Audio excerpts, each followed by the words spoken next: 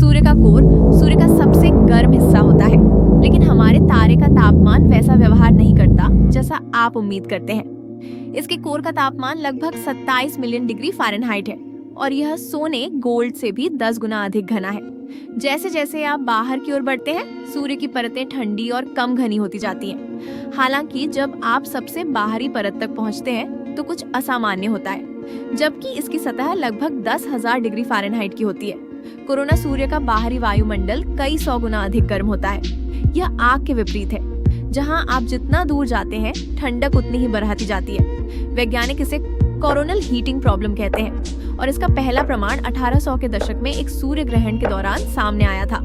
Corona को आमतौर पर देखना मुश्किल होता है। सूर्य के चमकीले शरीर के आगे यह काफी धीमा पड़ता है, लेकिन टोटल सोलर इक्लिप्स के दौरान जब चंद्रमा सूर्य को ढक लेता है तो इसे नग्न आंखों से देखा जा सकता है।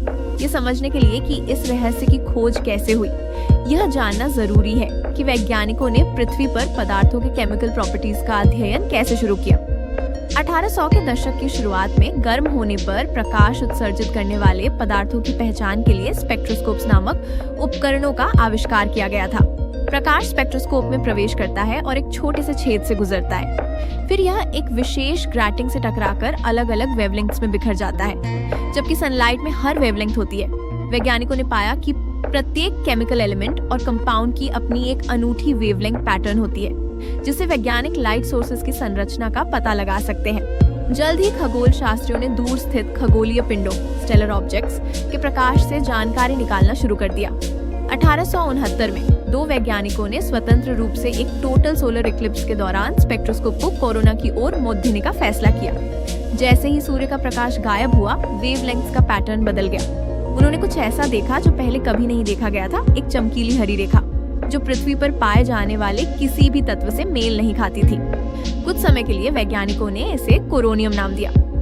70 साल बाद स्वीडिश वैज्ञानिक बेंgt एडलेन ने खोजा कि ये रेखाएं आयरन जैसे तत्वों के अपने इलेक्ट्रॉन्स खोने के कारण बनी थी। प्रत्येक तत्व के न्यूक्लियस के चारों ओर इलेक्ट्रॉन्स की एक निश्चित संख्या होती है।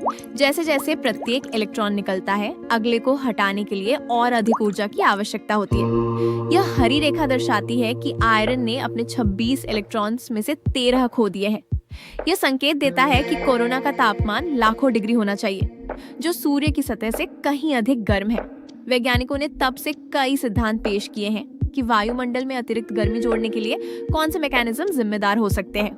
एक सिद्धांत बताता है कि सूर्य की सतह पर उठने वाली छोटी तरंगें अल्फेन वेव्स कणों या गर्मी को वायुमंडल में धकेलती है।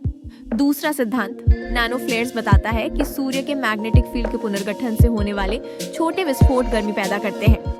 कई वैज्ञानिकों का मानना है कि यह दोनों का मिश्रण हो सकता है। हमने कई ग्रहणों के दौरान पृथ्वी से कोरोना का अध्ययन किया है, लेकिन हमारे तारे के सबसे बड़े रहस्य को सुलझाने के लिए हमें उस क्षेत्र से सीधे और ऑब्जर्वेशंस करने होंगे।